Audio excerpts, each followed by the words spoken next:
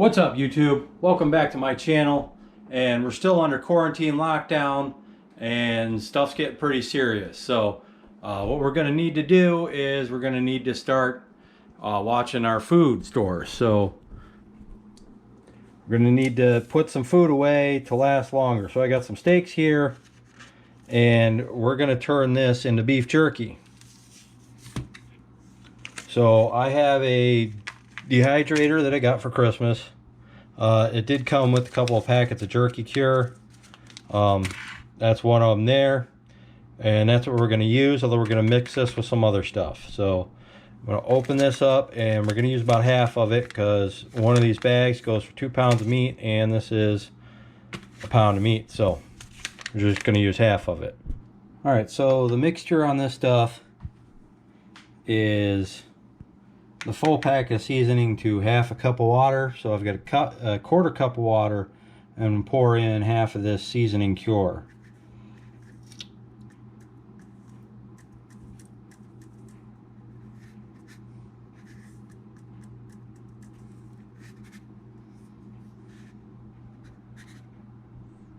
I think that's about half, so we're going to mix that up some more.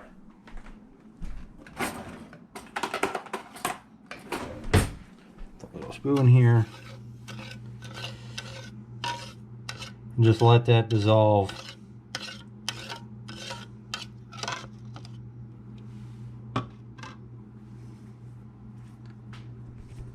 As we cut up our slices of meat here into more beef jerky sized pieces, although this is pretty close right now. So I've got my meat all chopped up into little pieces. Realize this is a little small for what you would normally consider beef jerky, but I'm doing it a little different because I'm gonna try some different flavors and stuff like that. So this cure stuff, that's just the cure for the meat. There's actually no flavor or anything in that. So if you put that on, you just get straight beef jerky. So what I'm gonna try and do is I'm gonna try and mix some spices and stuff like that and see if we can't mix some stuff up. But we're going to try 3 different flavors since I got 3 different pieces of meat. And we're going to chop them all up like this, and then we're going to put them in these plastic bags. And then I'm going to put my marinade in the plastic bags. So it took some more stirring, but my cure is now properly mixed. So now I'm going to have to divide this into these 3 separate bags equally, which is not as easy as it sounds. So I'm going to need 2 hands, so we'll skip to when the bags are filled. Okay, so here's the flavors I've come up with. Number 1 is going to be this hickory smoked marinade that I picked up at the grocery store the other day. Flavor number 2 is A1 sauce, which there's a beef jerky place by the highway that does an A1 jerky that I really like. And then the third one is going to be like a Middle Eastern. So I'm going to throw a little olive oil on it, some onion powder, some garlic powder, a little red pepper, and some cumin. So we'll throw these flavors in and then let them marinate overnight. So now that I've got my ingredients in the bag, just kind of want to mix them up real good to make sure I've got an even coat on everything, particularly this one with all the spices in it, because I definitely probably poured too much garlic powder in, and so it was all in one spot. So I want to make sure I get it nice and mixed up before closing up the bag and letting it rest overnight. And then before sealing the bag, I squeezed as much air out of here as possible so that all my meat is locked in the juice and it can absorb flavors and stuff like that. Alright, so we'll find a nice spot for it in the fridge and make sure they're standing up because I don't trust these bags. But then we'll leave them to marinate Generally you want to go at least a minimum of 4 hours, but they'll be in here for 12 hours. So we'll do each flavor in its own separate tray. This was the hickory smoked flavor, and then oh, these are going to fall over. There we go. And then these are what the trays are like.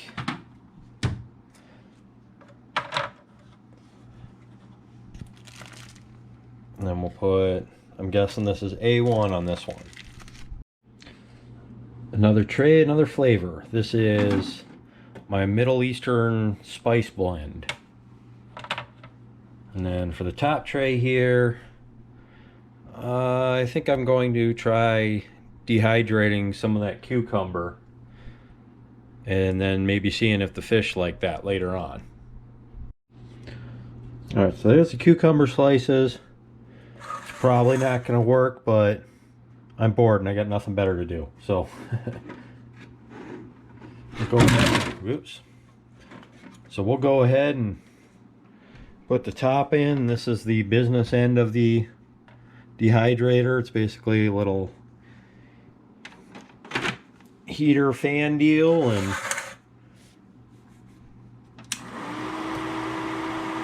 switch it on and that's it. So we're gonna let that run, and hopefully these flavors come out good, because I just kind of eyeballed the recipes and was mostly making it up as I went along. So we'll see how it comes out, and this should take about 8 to 10, maybe 12 hours. So we'll come back when that's ready. So while I was at the grocery store the other day, one of the things in short supply was bread. So since I happen to have a bread machine, we're going to go ahead and make some bread. So I'm going to make some Italian style bread. As per usual, I'm going to eyeball the recipe,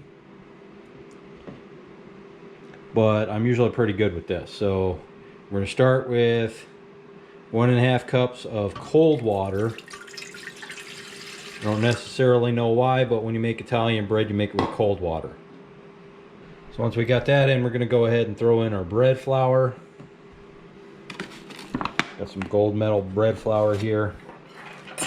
It's going to make a terrible mess, and I'm doing this in the dining room because the dehydrator's running in the other room. It's kind of loud. So the proper way to measure flour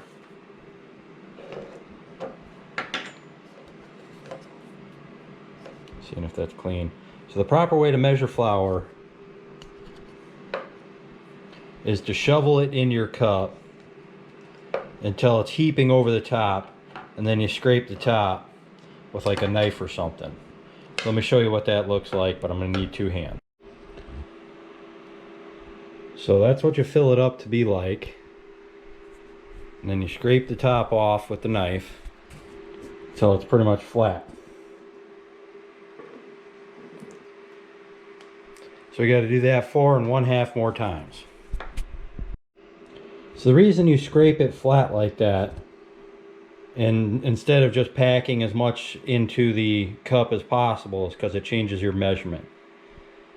This is the proper way to do that, or to measure flour, and if you don't measure it this way, your recipes are going to come out wrong. So that's number 3. We got to do this 1 1/2 more times. So we got all our flour in there. Spread it out a little bit. Next up, we got 2 tablespoons of sugar, and thankfully my bread machine came with this measuring device that has tablespoon and teaspoon. So just go ahead and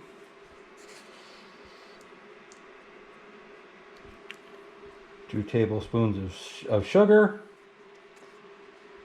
and 1 1/2 teaspoons of salt. So you got the salt here. Put the sugar out of the way.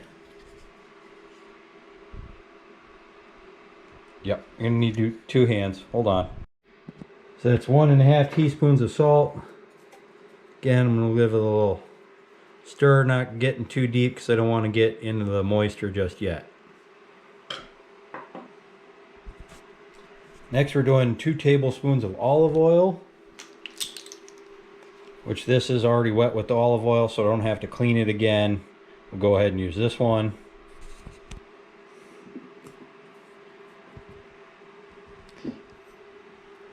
Olive oil here.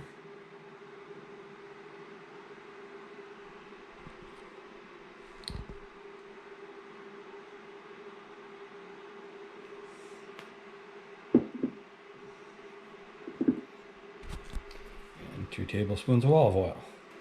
Then we're getting our rapid rise bread machine yeast.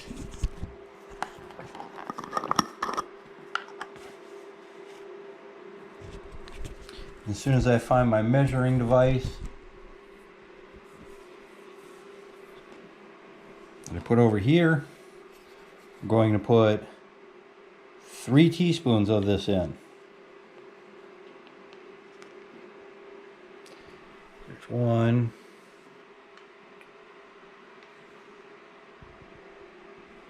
2, and 3. And then since that's too much following the book for me,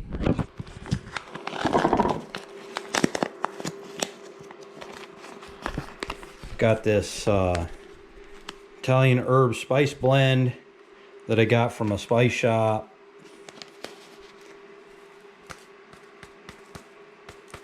And we're just gonna kind of eyeball how much to throw in there.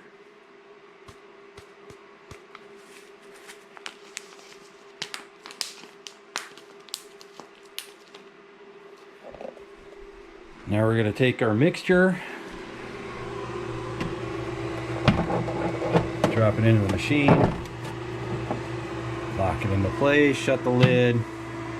I've already got it set up for a 2-pound loaf size with light color.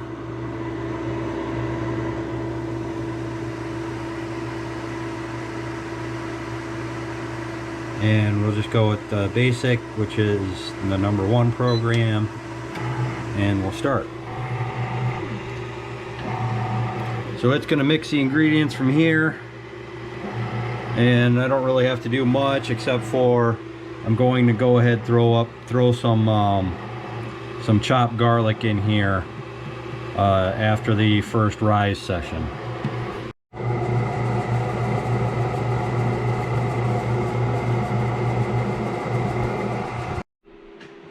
Alright, so what else can we do to pass the time? I got a Rick and Morty puzzle here that I got from one of my nephews for Christmas. So let's go ahead and build the puzzle. So it is 8 o'clock. See how long it takes me to build this.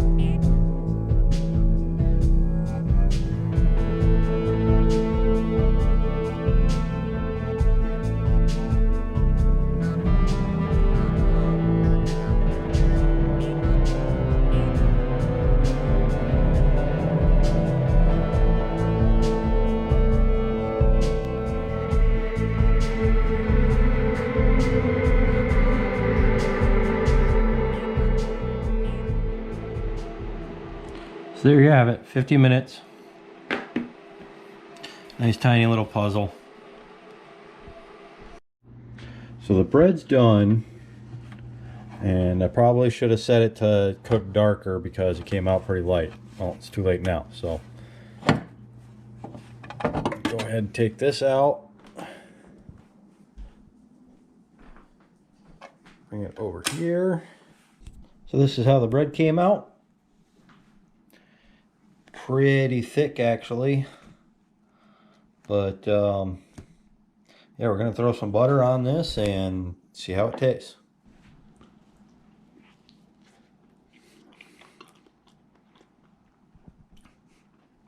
Excellent bread. So in addition to the bread being done, I think we're gonna try the beef jerky to see if it's done. That piece is definitely done.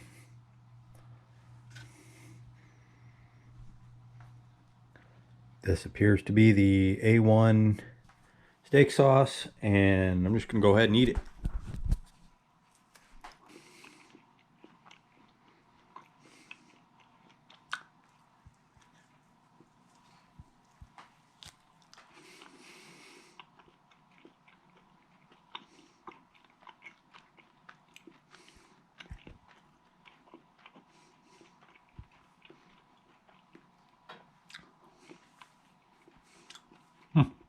It's excellent.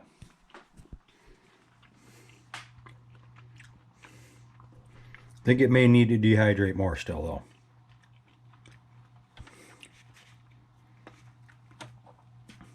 We're going to check all the racks.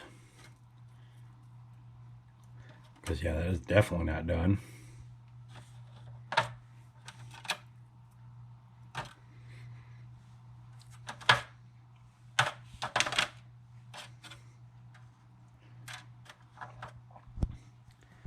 The cucumber slices are definitely done.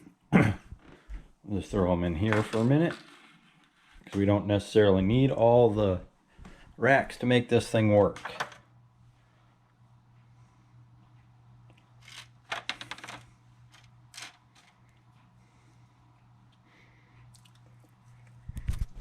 I'll try hickory smoke too.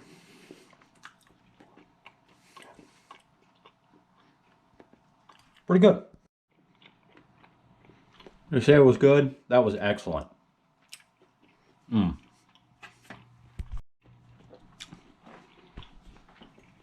this is the Middle Eastern flavor I did. And it's pretty good. The olive oil seems to have maybe sealed some of the moisture in there, because this is just way more juicy than all the rest of the pieces that I had.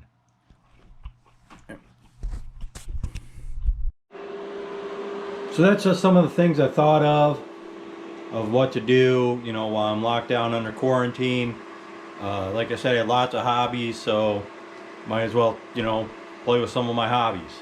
So for the next episode, I think I'm gonna try yet another hobby, and I'll get you a video on that. But I'm gonna be quiet about what it's gonna be. You have to come back to see it. So I'll see you next time.